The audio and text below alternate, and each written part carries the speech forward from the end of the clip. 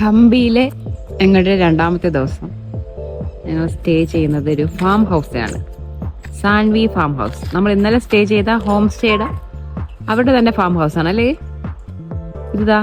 ഇത് കണ്ട കുറേ പാറക്കൂട്ടങ്ങൾക്കിടയിലാണ് ഈ സ്റ്റേ വരുന്നത്.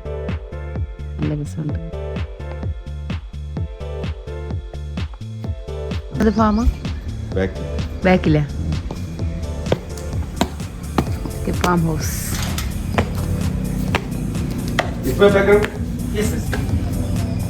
എന്താണല്ലേ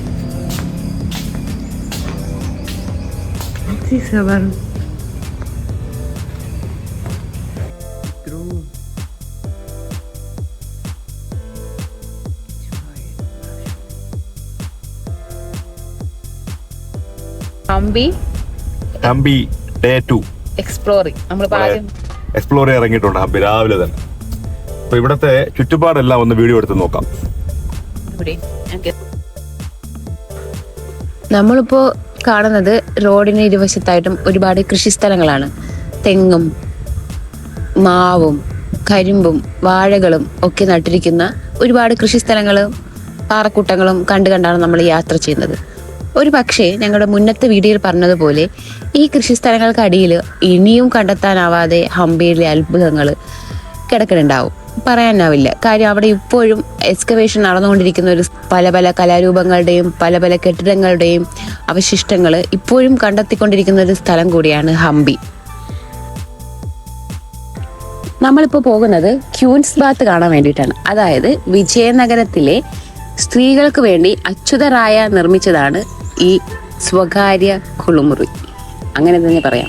പക്ഷേ ഇത് സാധാരണ കുളിമുറി പോലെയല്ല. ഒരു 320 സ്ക്വയർ ഫീറ്റ് വിസ്തീർണമുള്ള ഒരു വലിയൊരു കുളിമുറിയാണ്. നമുക്ക് പുറമേ നിന്ന് കാണുമ്പോൾ വളരെ സിമ്പിളായിട്ട് തോന്നുമെങ്കിലും നമ്മൾ അകത്തേക്ക് കയറുമ്പോൾ നമുക്ക് കാണാൻ കഴിയുന്നത് ഇൻഡോ ഇസ്ലാമിക് സ്റ്റൈലിലുള്ള ഡെക്കറേഷൻസ് ഒക്കെയാണ് കാണാൻ കഴിയുന്നത്. ഒരു വലിയൊരു കുഴിയുണ്ട് വെള്ളം സംഭരിക്കാൻ വേണ്ടിയിട്ട്. അതിന് ചുറ്റുമായിട്ട് കൊത്തുപണികളാലൊക്കെ അലങ്കരിച്ച മനോഹരമായ തൂണുകളും ബാൽക്കണികളും അതുപോലെ തന്നെ ഇടനാഴികളും ഒക്കെ ആയിട്ടാണ് ഈ ഒരു ക്യൂൻസ് ബാത്ത് നിർമ്മിച്ചിരിക്കുന്നത്. റോയൽ എൻക്ലോഷറിന് സമീപമായിട്ടാണ് ക്യൂൻസ് ബാത്ത് വന്നിരിക്കുന്നത്. അത് പറയുന്നത് കുളിക്കാൻ വേണ്ടിയുള്ള സ്ഥാനം എൻക്ലോഷറിന് വെളിയിൽ എന്നുള്ള രീതിയിലാണ് നിർമ്മിച്ചിരിക്കുന്നത് തന്നെ.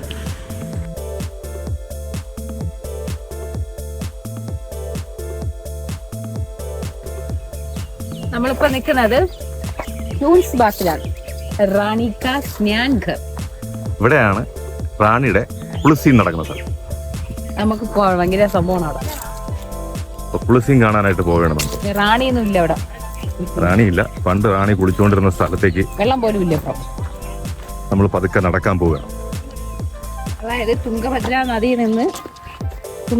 നദിയിൽ നിന്നുള്ള വെള്ളം റാണിക്ക് കുളിക്കാൻ വേണ്ടി ഇവിടെ എത്തിക്കുമായിരുന്നു. തുംഗഭദ്ര നദി നമ്മൾ ഇന്നലെ രാത്രി പോയി കണ്ടായിരുന്നു. ഇന്ന് രാവിലെ നമ്മൾ പോയി കാണും. അവിടെ നിന്ന് എങ്ങനെ വെള്ളം ഇവിടെ എത്തിക്കും എന്നുള്ളതാണ് ഇവിടുത്തെ ചലഞ്ച്. കയറി വരുമ്പോ തന്നെ ഡീറ്റെയിൽ ആയിട്ടൊരു എഴുത്തൊക്കെ ഉണ്ട്. Structure Islamic style, Indo Islamic style. Okay, അതാണ് ഒരു റിലീജിയസ് ഇന്റർമിംഗ്ലിംഗിന്റെ ഒരു എക്സാമ്പിൾ ആണിത്. Square structure is Indo Islamic culture ആണിത്. ഓക്കെ, ഇനി അതൊന്ന് വായിക്കാൻ നമ്മുടെ സമയം പോകും. നമ്മൾ തിരിച്ചു നടക്കുക. ക്യൂൻസ് ബാത്ത്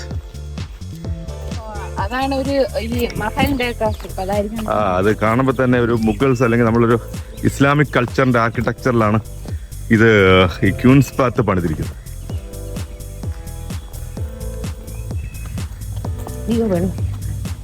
എങ്ങനെയാ കേരളത്ത് അപ്പുറത്തേക്ക് വരും. അവിടെ പണ്ട് കാലത്ത് അങ്ങനെ പെട്ടെന്നൊന്നും പോയി കുളിച്ചും പിടിക്കാൻ പറ്റില്ല കേട്ടോ. കംപ്ലീറ്റ് കിടങ്ങ് പോലെയാണ് കുഴിച്ചിട്ടേ. ഇത് വെള്ളം ഇതുവഴി ആയിരിക്കും വെള്ളം അകത്തേക്ക് വരുന്നത് കേട്ടോ.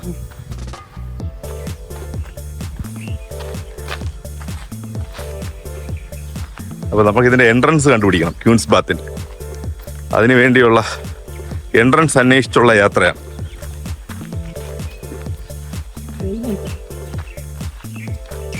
ഇവിടെ ഒരു എൻട്രൻസ് കണ്ടായിരുന്നു. ചാടി എത്തിയ നോക്കല്ലേ.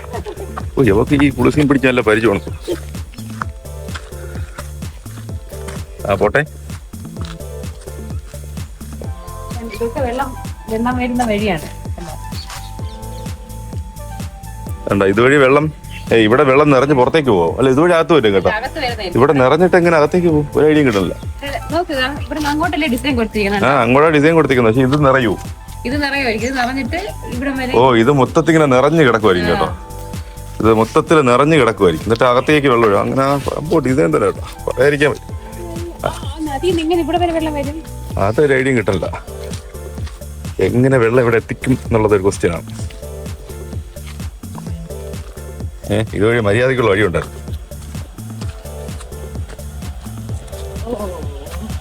യെസ്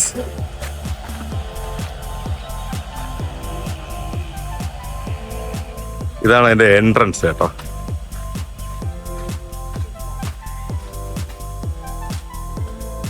ഇതുവഴി അകത്തേക്ക് കയറുമ്പോ ഇത് നമ്മള് കാശ്മീർ പോയ മുഗൾസിന്റെ അത് കണ്ട അതേ ആർക്കിടെക്ചറാണ്. ഇവിടെ വെള്ളത്തിൽ ഇറങ്ങി വീണാ നീന്താറുണ്ടെങ്കിൽ മുങ്ങിച്ചാവും. സ്റ്റെപ്പ് ഉണ്ട് കേട്ടോ. അവിടെ സ്റ്റെപ്പ് ഉണ്ട്. നോ എൻട്രി അടിച്ചിട്ടുണ്ട്. സ്റ്റെപ്പ് വഴി ഇറങ്ങി അല്ല ഇവിടെ നിന്ന് നീന്തു വരും. നടന്നോ? No no stand no stand no stand no stand. समझ गया. ओ अंडरस्टैंड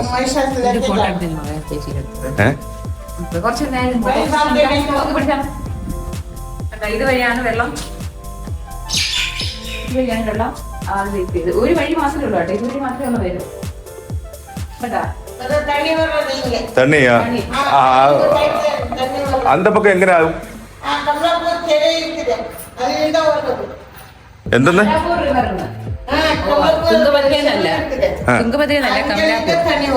അക്ക അങ്കൾ നെയിം ഉങ്ക പേര്?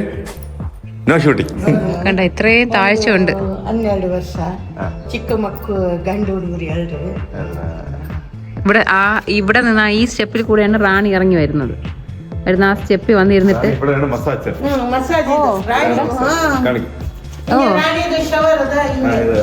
ഇതാണ് ഇതാണ് റാണി മസാജ് ചെയ്യുന്നത് അല്ലേ?